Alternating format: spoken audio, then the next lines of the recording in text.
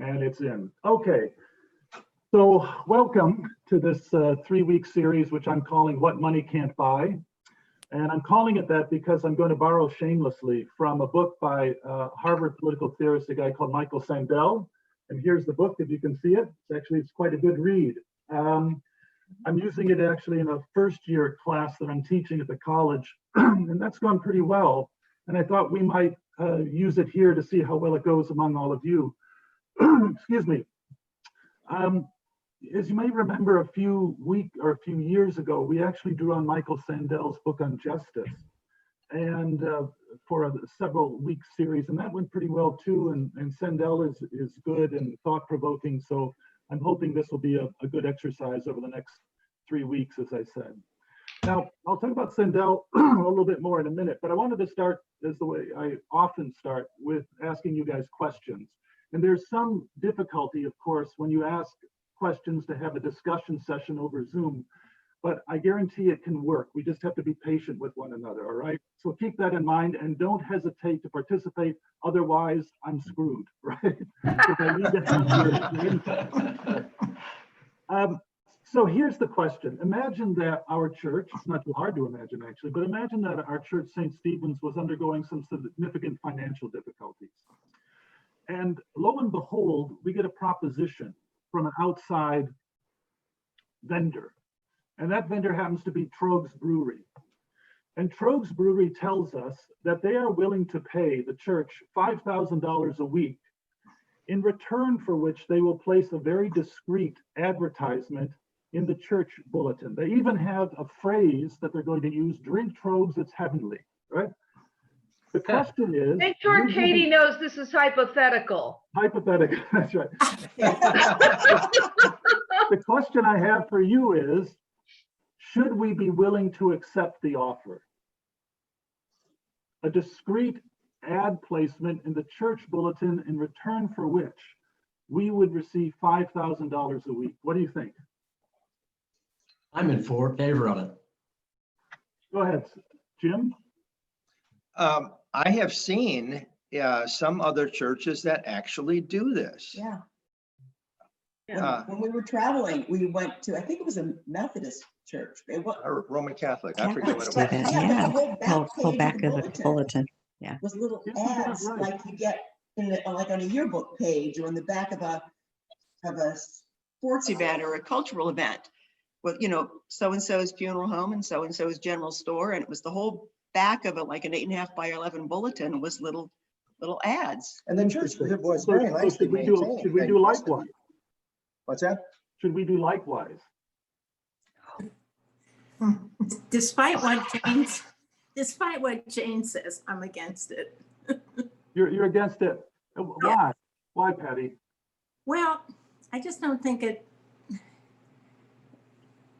just doesn't mix. It doesn't mix. Jane, go ahead. As much as we need money, it's just, I don't like to see the church commercialized. Any church, no. It's just sort of gut level reaction that you don't like it, or is there a reason in particular?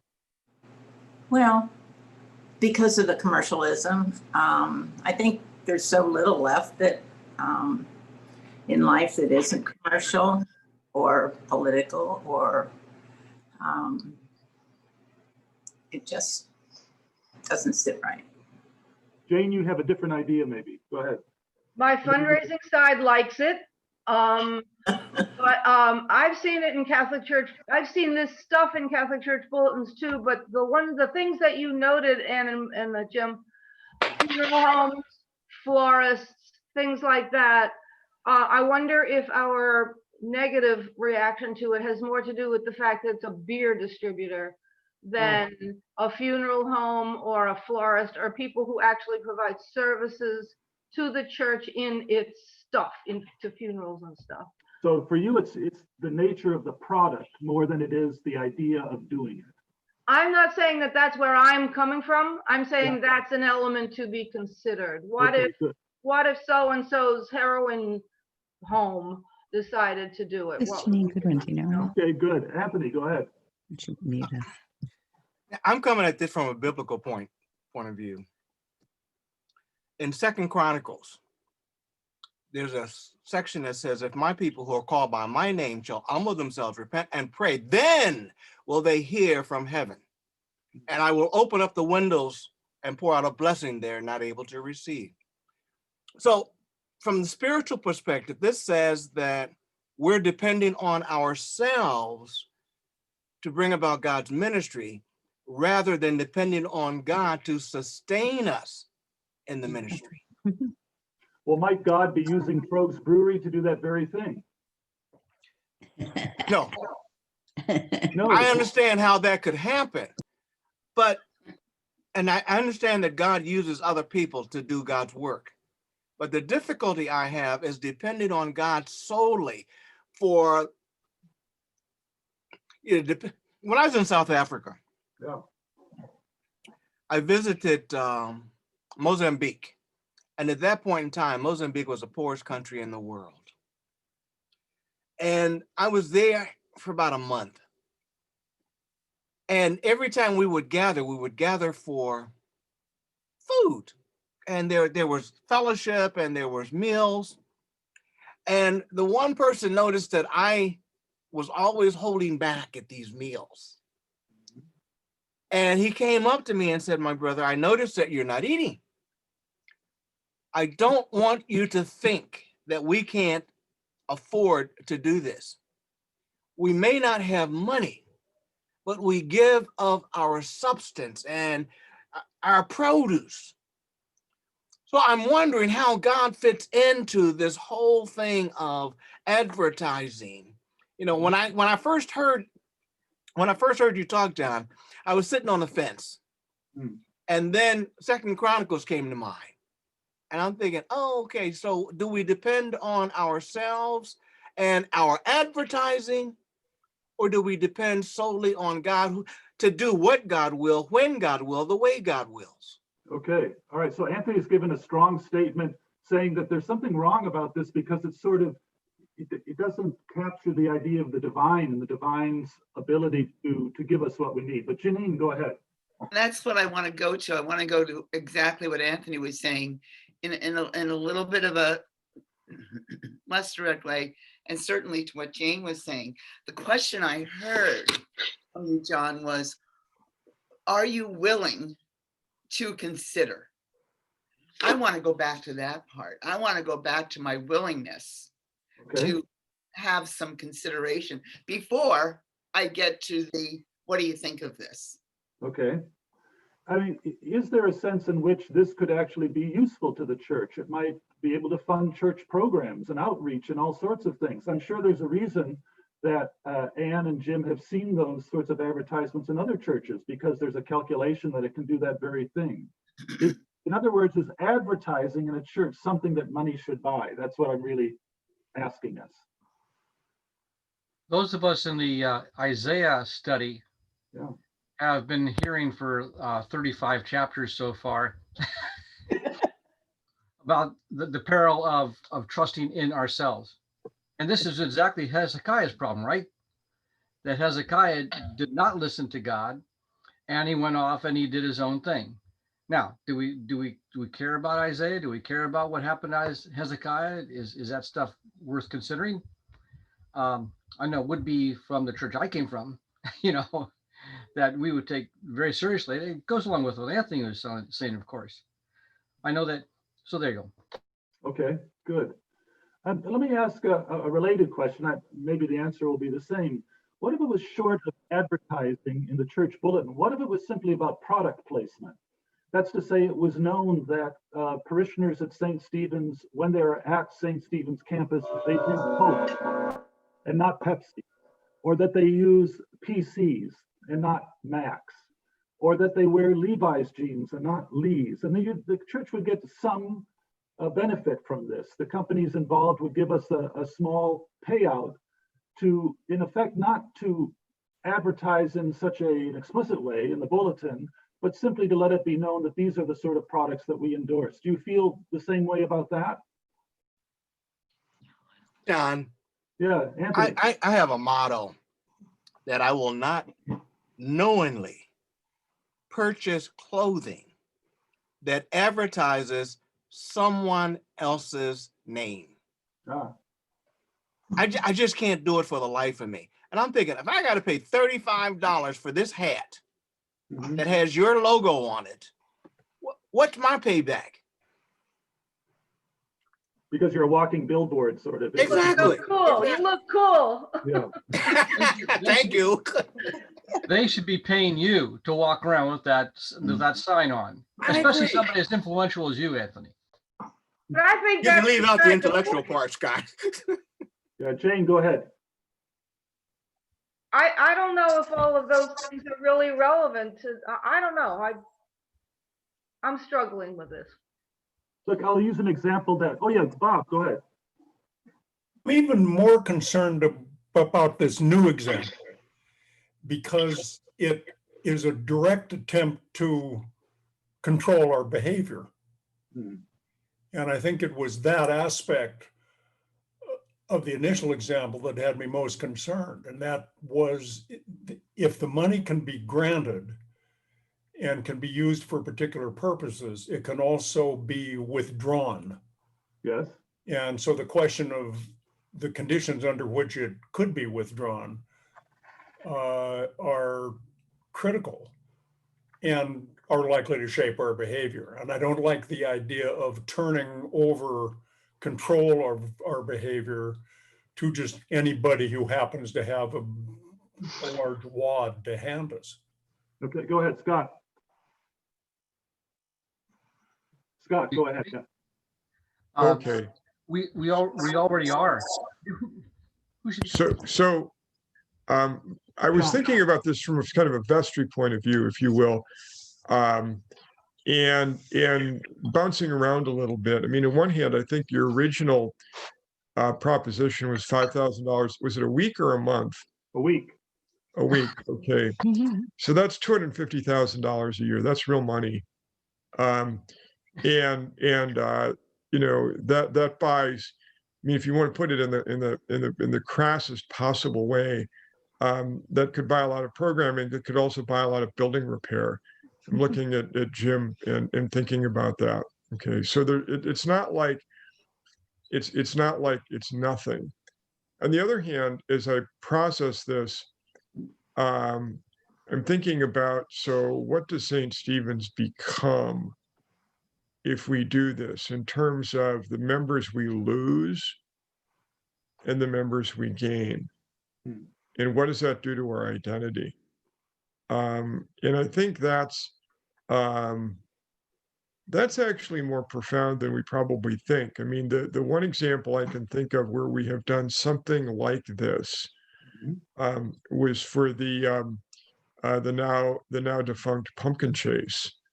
And if anybody still has Pumpkin Chase T-shirts, you know that there are a bunch of Pumpkin Chase, right? You know that there are a bunch of Pumpkin Chase sponsors who are identified on the back of that shirt. But we never took it past the Pumpkin Chase, and the Pumpkin Chase was always something that it was fundraising for other causes. Can I ask, does commerce have, because you raised it, John, does commerce have any role to play in the nurturing of the church community? So for example, we do allow the sale of Girl Scout cookies. That's commerce. We do have ourselves a bake sale in which we sell items and the proceeds go to the church. My mother-in-law always says, well, why do you do that? Why don't you just cut out the middleman and have people give directly to the church?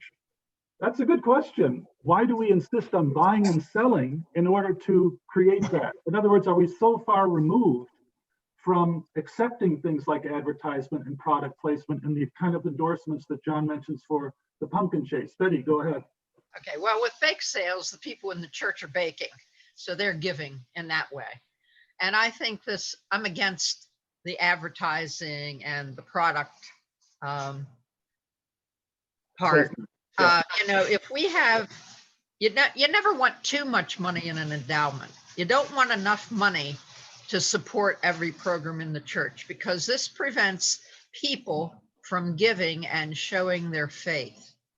And if we need money, people should dig a little deeper, or we should change something that's maybe not as necessary. so that we can support the programs that really are necessary. And if we do dig deeper, this increases our faith. And I think that's the object of the church, to increase our faith. So what I'm hearing Betty say, and what I heard Patty said first, is that, and some others as well, that this practice might corrupt the idea of the church. It almost degrades it. It makes it less than it needs to be. And that's why you pause about it. Scott, go ahead. Well, since we're tax exempt, we're already doing that. Well, of course, there is a tax issue. Yeah, I want to lay that aside, but that's in order important. to keep our tax exemptness, we have to watch what we say, right? Yeah. Okay. And so we're already doing that. We've already compromised ourselves to that extent. Okay. Sorry. No. Anybody else? I want to ask one more question about the church, and I'm going to make this a little bit more broad. It wasn't too long ago where in church communities, parishioners bought the pews in which they sat. And this was often done, especially to indicate status. So if you bought a pew and you put it right in the front where all of your friends and the people in the community could see you, good for you. We don't do that any longer. It wasn't too long ago that we did do that. Should we do it again? Is that a good way to raise funds for the church? Selling pews off to the highest bidder and giving them, therefore, the title to that pew to sit in it on a given Sunday. No, I don't like that. And indulgences too. Why? Well, let's talk about the pew first. Okay. Most people say they don't like that, but why don't you like it, or why don't we like it? Because that pits us against each other. Oh. Say more about that, Anne. Yeah, I think you're right. Go ahead. Sure, if you have money, you can do it. Because the highest bidder right away, that makes distinctions that ought not to matter in church.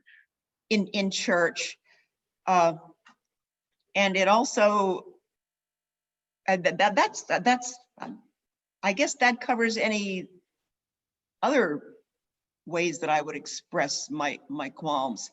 Okay. And all you get out of it is status. It's not like you have to stand on the front steps, because if you can't afford to buy a pew, there aren't any left. I mean, it is only for status. Better to just have people write a check and turn it in and pretend they're getting a pew for it. Good. So I think I have Katie and then Helen and Betty. Fred, did you have your hand up? No. Okay, and then Scott. So that's so Katie, Helen, Betty, and Scott, and Anthony. Anthony, good. All right, Katie, go ahead. In our Bible study, there's been a lot of emphasis, almost in everything we've read a lot, about status being basically a sin. It's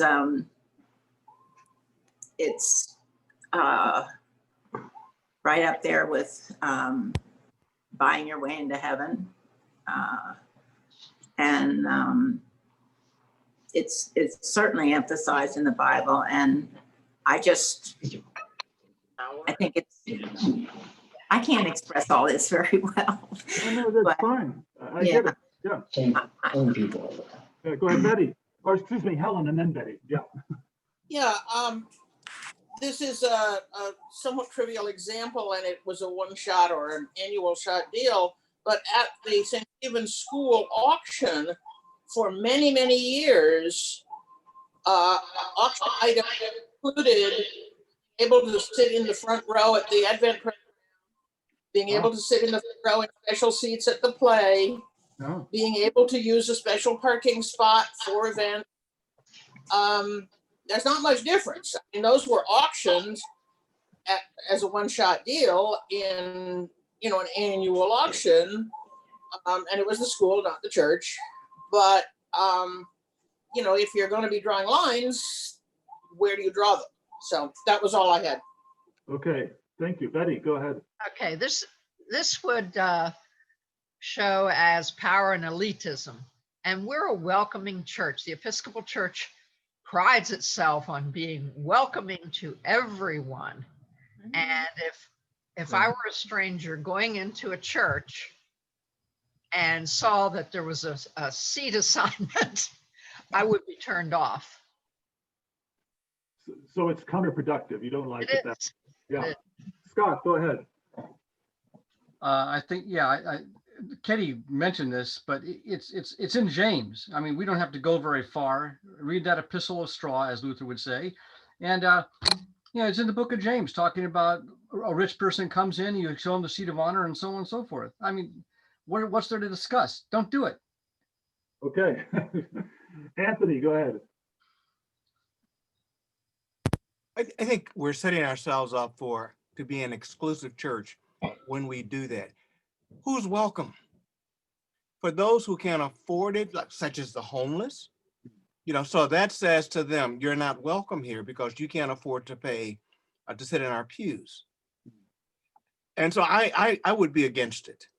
Okay. The gospel is for everyone, not Anthony, not just a specified, not just the wealthy.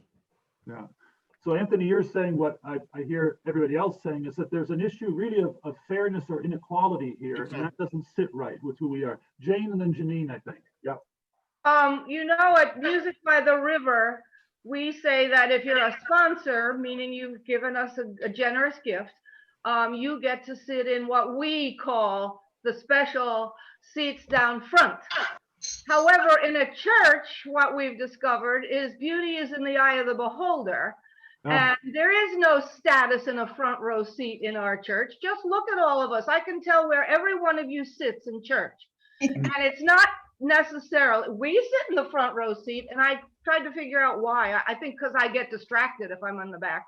But there's no status, and that we can't get people to sit in those front seats. They want to sit where they want to sit in the church. And it's just kind of a joke that you get a special seat if you're a sponsor, because most people don't want to sit in the seat we ask them to have the privilege of sitting in. So I just don't think it would fly in our church. A good qualification. Good. Janine, go ahead, and then I'm going to ask one more question and shift gears a little. Yeah. I think it gets much more interesting if you say, okay, you get to buy that front row seat, that pew, that box. However, you don't get to sit in it. It's left open. It's left open for somebody who is, for anybody else.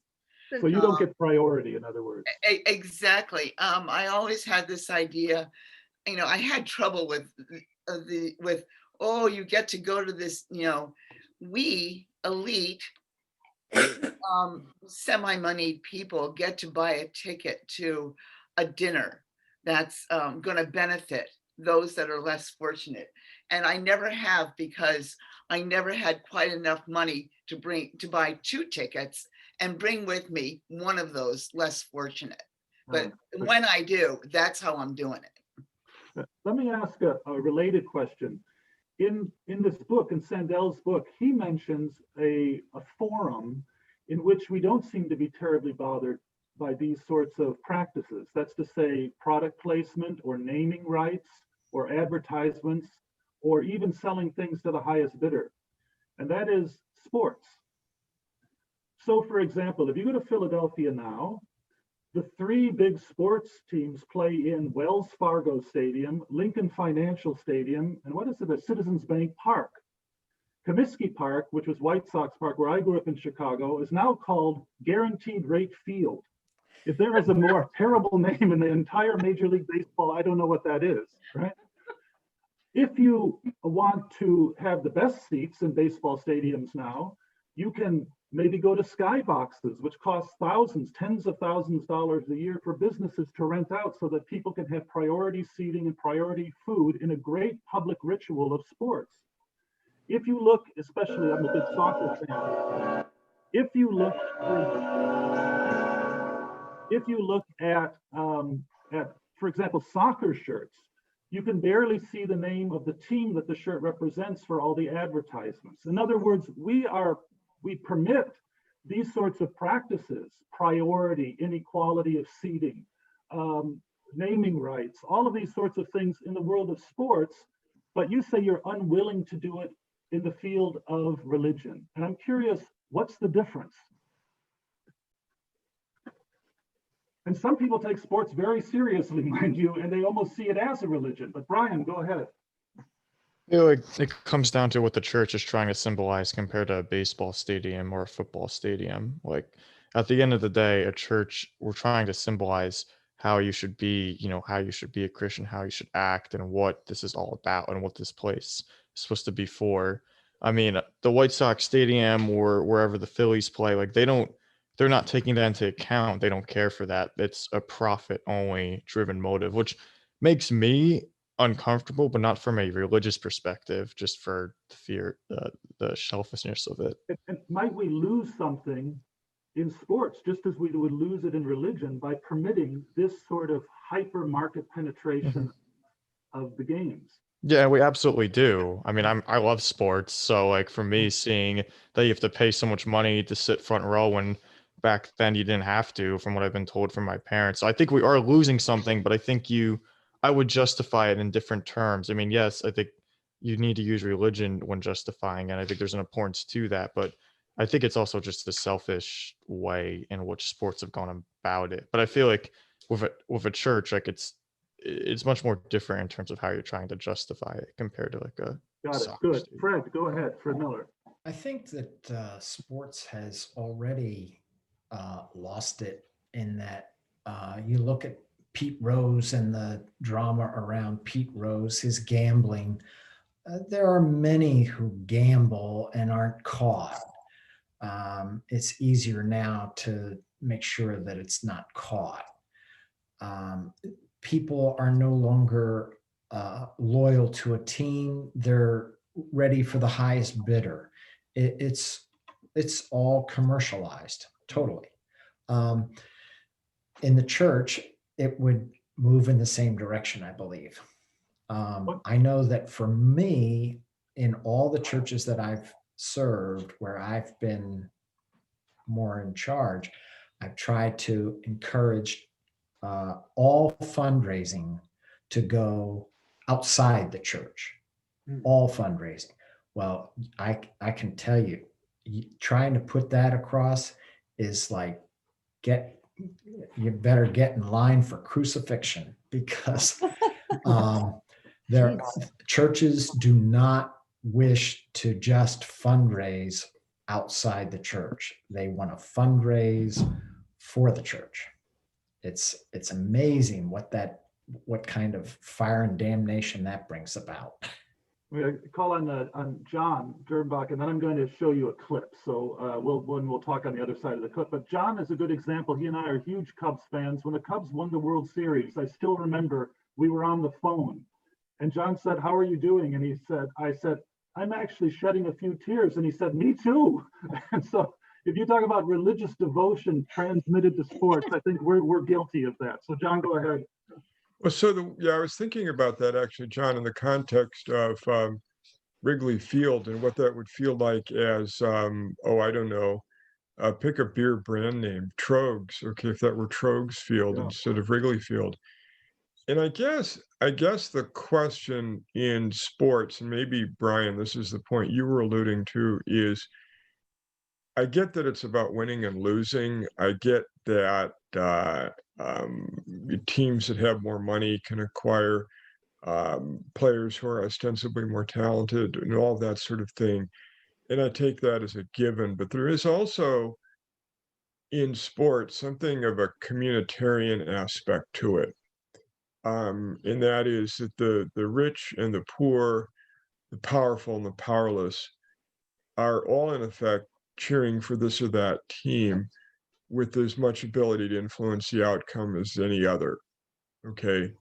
If the president and a homeless guy are in the stands or somewhere, their view and their cheering, it's equal, and we're all in it in a certain sense as a community. And so across the country, when the Cubs finally won and the national whatever was over, I may dramatizing this, but when the Cubs finally won, there was a communitarian aspect of that. And what I worry about a little bit with the commercialization of this, like when you talked about what happened to Kaminsky Field, is there's something about community and tradition, in a certain sense, that certain things are, it's the point you're trying to make, that there's certain things that are outside of money, and the other example for me growing up in Wisconsin would be Lambeau Field. All right. If that turned into Miller Lite Field, I think I would have a cow. Okay. I mean, that's just, there's something about that would just be wrong. Yeah, these are good points. Sandel is relevant here in a couple of ways. Number one, what the book is really about, and it's sort of suggestive of some of the things we've talked about, is he's concerned about this, that our commitment to a market economy, this voluntary, free exchange of goods and services between buyers and sellers, in which prices are set based on supply and demand, and value is inherent to those prices. That's all fine and good, but he's worried that some of the valueless aspect of the market is creeping into other aspects of our lives, so that a market economy is now becoming a market society. And so the way in which we assess value, the way in which we permit things to permeate social practices that we used to never think about, that we've lost something there. He uses an example from sports. He said when he was a kid in Minnesota, if you wanted to go to a Twins game and get an autograph, you hung out by the dugout or where the guys went to the parking lot, and you asked them for an autograph. Now, of course, you can buy autographs, $50, $60, $70 online quickly. The whole thing is short-circuited. And he asks, is something lost by the loss of that practice, a practice which really turns on the idea of community, which John is talking about? There are really two issues, he says, that keep coming up with the sort of things that we'll be talking about over the next few weeks with respect to what money can't buy. One consideration is the consideration that some of you guys already mentioned, which are considerations of fairness and equality. If we simply auction off certain goods and services to the highest bidder, that means people without resources will be less likely to be able to attain those sorts of things. And sometimes that's important.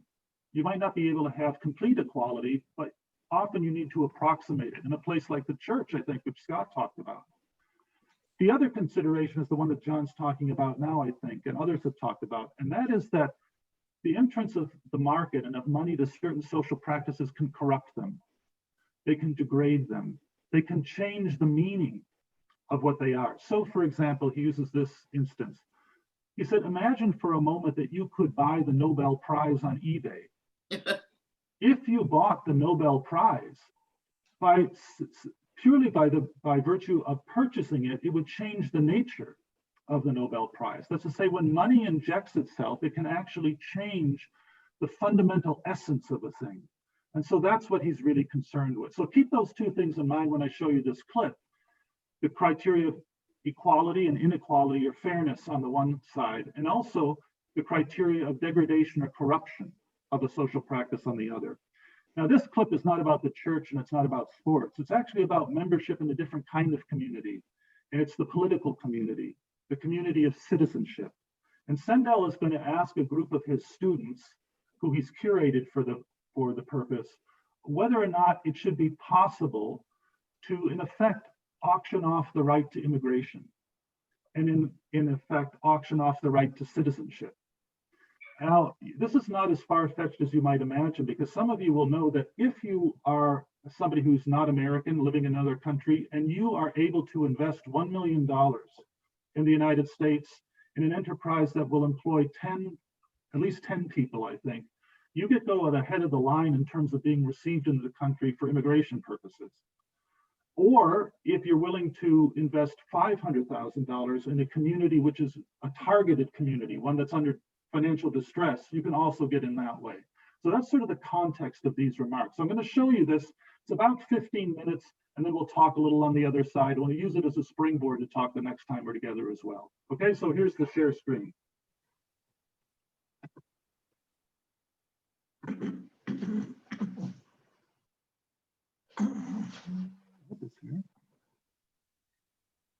Hang on a second.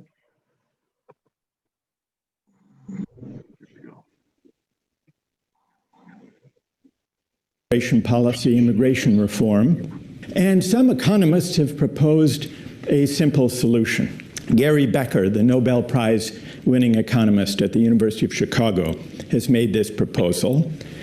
sell the right to immigrate. He says, let's set a price of, say, $50,000 on the right to immigrate. The advantage would be it would attract young, entrepreneurial, skilled workers, precisely the kinds of people Becker says we want to come.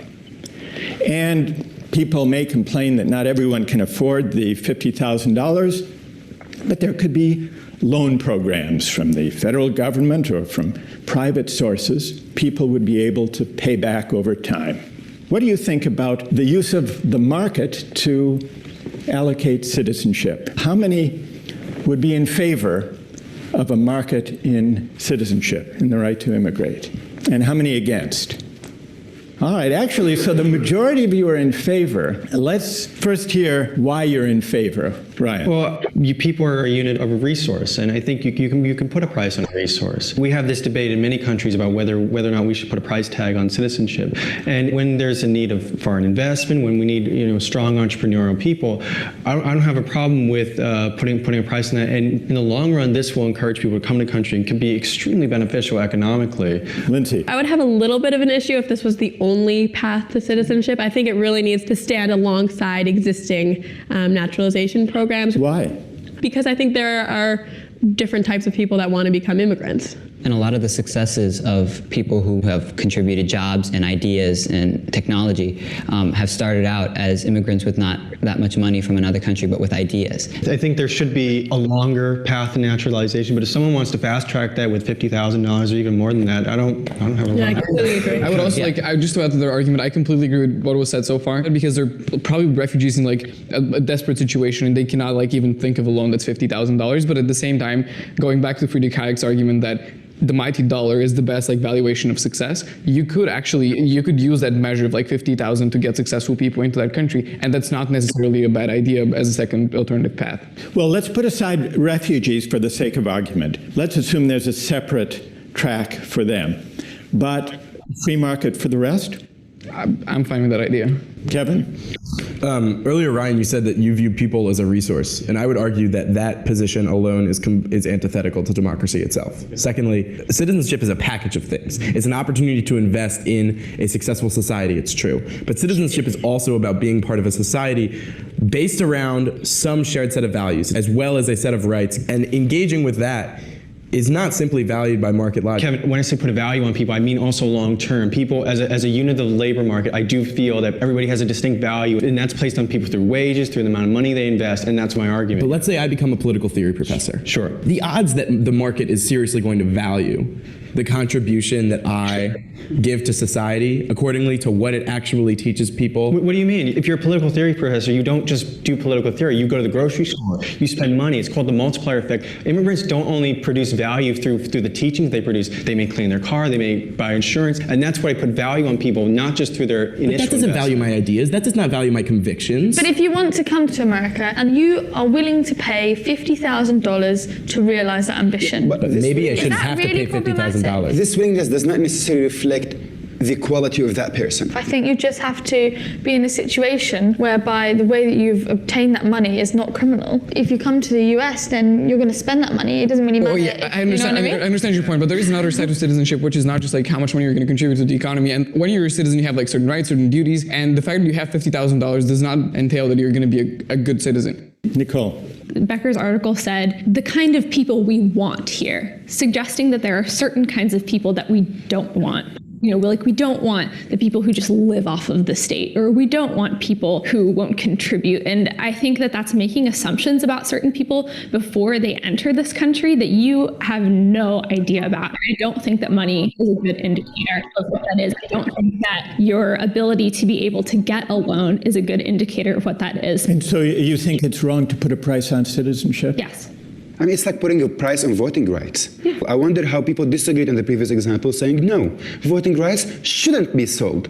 And now they're saying, yes, still citizenship, and let people come buy over our country and make the policies they like. I think they're different examples because once you're in a country, you are represented and everyone has an equal right to representation, and selling that is, I think, somehow perverse when actually signaling your willingness to engage in a country's citizenship is a different example. But is money really a good signal of that? It is. Really? In some cases it is. Jamie. So I think the purpose of immigration is not a duty and responsibility to the immigrants initially, as much as the preferences of the current citizens of the country. They're the ones who elected this government. The government has a duty to them. So the purpose of immigration selection is trying to bring in the immigrants who will benefit the current citizens the most. So I think if they have the willingness to pay and participate, great enough that they're willing to sacrifice that substantial of a financial sum, then I think they're likely to become a good citizen. I do think that monetary value is a decent way to determine how much benefit potential immigrants will bring to the current citizens. I don't think actually that would be efficient, because I think what you want from immigrants is people who make a contribution to society. If you just have some wealthy coupon clipper, that person will not add anything of real value to the United States. A lot of the people that we want, they don't have any money, and yet they might be very productive Americans. I think it makes complete sense. And in fact, many countries, I believe, have this kind of policy. They basically agree that, particularly in the case of business people or other wealthy people, somebody who's willing to invest a lot in the country, that's sort of enough to buy your citizenship, as it were. I see no objection to doing that. Using an auction is not the right tool. Because? The value of citizenship is not determined by how much income you have. There are people who are outstanding citizens who have no income, and there are people who are dreadful citizens who are very wealthy. And so I just think it's the wrong metric. We do allow foreign investors to get a fast track to citizenship if they invest a certain amount of money and create jobs. Do you have any objection to that? No. It doesn't bother you that they, in effect, can buy American citizenship? You don't think that cheapens the meaning of citizenship? No, I don't think so.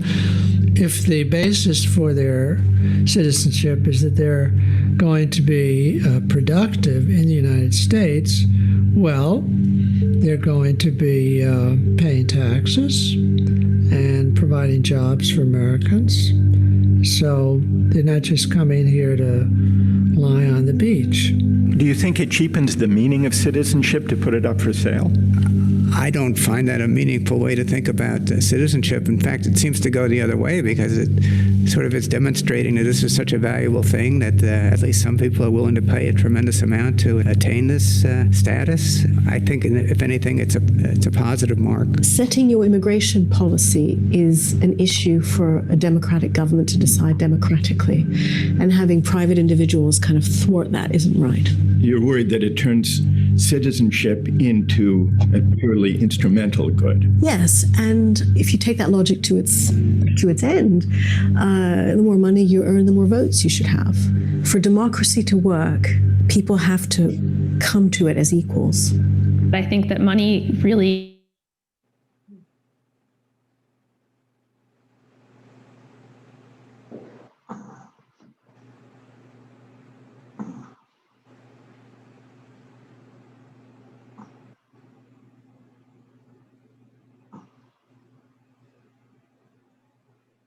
Okay, we're back.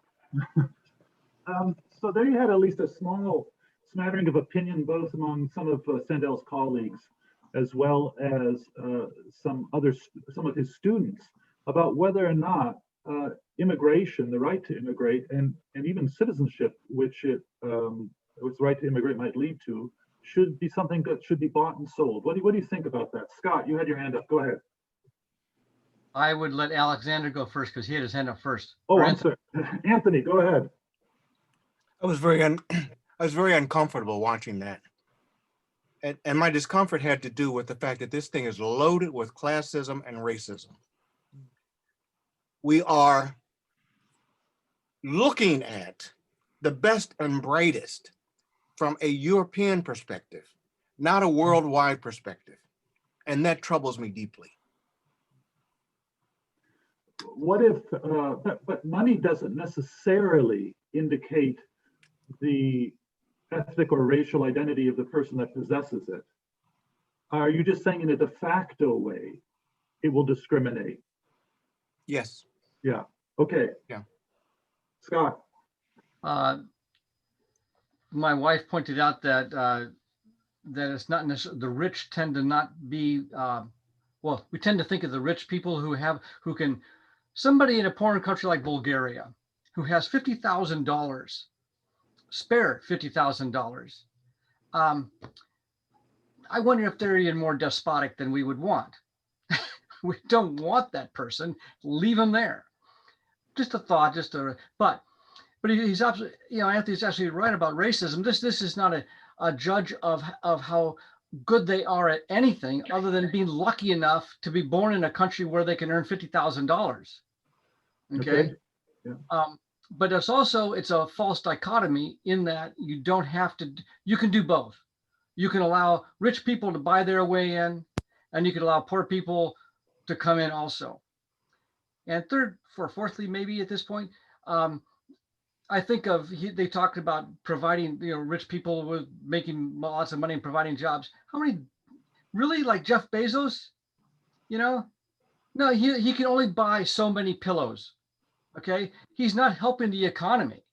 Okay, in fact, he's hurting the economy by making all this money available for other purposes, which put the people who borrow it in bondage because there's not a shared risk when they loan money. It's all on the borrower. It's another subject. Okay, I'm going to come to David, but let me say to Anthony and to Scott, shouldn't a country, when they're considering the policies whereby they allow newcomers to come in, isn't their capacity to contribute, even financially contribute to the countries to which they're coming, a relevant consideration? In other words, let's say it was the opposite. Let's say that amazingly, the only people who were coming into a given country were people who were in abject poverty. That ultimately would be a drain on the resources of the country that receives those folks. How do you square the practical considerations about the public coffers with the kind of considerations that the two of you are considering now? I mean, yeah, go ahead. Yeah. I go back historically. Where would this nation be today had we dealt with the Irish, the Italians, the Germans, etc., who were in this country, coming from another country, mostly in poverty? Where would we be today had we denied them? Okay. All right. Scott, go ahead. I think that I think as a nation, we fail to recognize what immigrants give us financially. For instance, many to work contribute to Social Security as part of their paychecks, but they never collect it. Right. People who work really hard can send thousands of dollars home. They're contributing through their work. And I don't think we recognize that as a nation much. Okay. Yeah, I think about those people who work, and they're earning 1/4 what I earn, and yet they somehow save money and send it back home. Those are the people we want. We don't want people like me here. Okay, David, go ahead. Yeah, so I think honestly, I think it's sad how that was mainly younger people who agreed with that, which I think is interesting because normally my generation's a little bit more open in a sense. But I don't know. I just think I'm thinking of the definition of value and what we value in America. Anthony had put up a good point. Where would we be without the Germans and Irish? And probably most of us here can trace our roots back to someone who was coming here for a better life with probably maybe virtually nothing. I know that's like my family history as well. I'm from New Jersey. Fred is an Italian name, and that's most of the people from New Jersey. And I think it's ironic today because in my area, it's mainly all Italian. And now they're against wanting Spanish people to come over, Hispanics. And the ironic part is not too long ago, they were the ones who were discriminated against not wanting to come over. And I just think, there's a lot of issues with this argument. the American dream, as cliche as it sounds, it's not meant to be on a value of financial status. That's not what it's about. It's not what this country was built on. And I don't agree with that. I think that's wrong to think that. I mean, that is racist, and it's going against certain people of a certain class as well. You know, it's saying we don't want poor people. We don't want people from certain areas as well too. I just think it's wrong. Right. So David mentioned that these were young people, so Sandel's students who, many of them said, well, there's nothing particularly wrong with this. This wouldn't bother them. That's sort of been my experience too in teaching a class based on this. The younger people I'm dealing with, by and large, don't see much wrong in an instance like this with the market having a say-so about what should be done. It's the older generation, I think, that many of whom are offended by it somehow. And I wonder, I think that offense is again twofold. I think there is a way in which the inequality of the situation offends many people. And there's also a bigger question about what citizenship is for, or what we think it's for. This is a very old idea that goes back to the ancient Greeks, that in order to assess a social practice, you have to ask a question about its purpose. And if you interrupt that purpose, in a sense, you degrade and you corrupt that social practice. The social practice of citizenship for the ancient Greeks was the highest thing a person could aspire to, sort of reasoned, calm reflection about the well-being of the entire community. And so if we commodify it, if we say that there's a price that we assign to it, people like Sandel would say we've lost something very, very important. And I wonder how that strikes you. Yeah, go ahead, Jane. Well, the video implied it was a zero sum.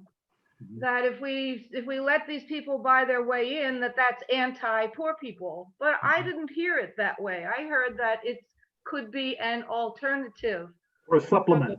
I think the most important thing, supporting all of your theories, is that there should be a good, solid, fairly open route to citizenship for every person, coming from Lithuanian people with nothing but the clothes on their backs. But it's not a zero sum. If you let some people come in who have money, that doesn't mean that other people can't come in. I just don't want to lose that point in this. Okay, Scott, I'm going to give you the last word, and I'm going to pull some things together. Go ahead. Big mistake, but here it goes. You know, I think of the Bible. I argue with my friends on my Wednesday morning meeting, and that is, in the Bible there weren't these borders. You know, we wouldn't have the book of Ruth. We wouldn't have Jesus. You know, if there were a big border wall between Moab and Israel. So apparently there was, and the Bible, once again, those in Isaiah are reading all about, you know, the fact that it's in the heart of God, you know, that and those in the 40-day social justice challenge too, read about that it's part of God's heart that we show compassion, that we realize that everything is a gift from him anyway. And so we should show compassion and open our hand freely and give. And this is another way we can do that. Good. So one quick observation before I close this down for this morning, and that is the conversation that Sandel's students have just before what I showed you was about whether it's permissible, in order to encourage people to vote, to pay them a financial benefit to up turnout. The interesting thing among Sandel's students and among mine is the majority thought there was nothing wrong with that. Yeah. That if you wanted to use an incentive, a cash incentive to up turnout, you should be permitted to do that. And next time we're together, I'm going to talk more about the use of incentives in markets. And I think it's great for us as a religious community to think about these matters, because especially in the instance of the equality criteria, it really is a spiritual dimension to the calculation. If we believe that there's a sacredness or a dignity in all people, that all people are equal in some sort of fundamental sense, a sense that's underlined by our religious beliefs, then certain things follow. And I think the way that we interpret these sorts of social practices are very much connected to that. So I want to explore that a little next time. So thanks for hanging in there. A great discussion. We'll see you next time. Have a wonderful Thanksgiving. We won't meet next Sunday, but we'll meet the Sunday after. Okay? What am I going to do next Sunday? Sports. Thank you, John. Thank you. guys. Well, Bye-bye. give me a call. We can argue. Thank you. Thanks, John.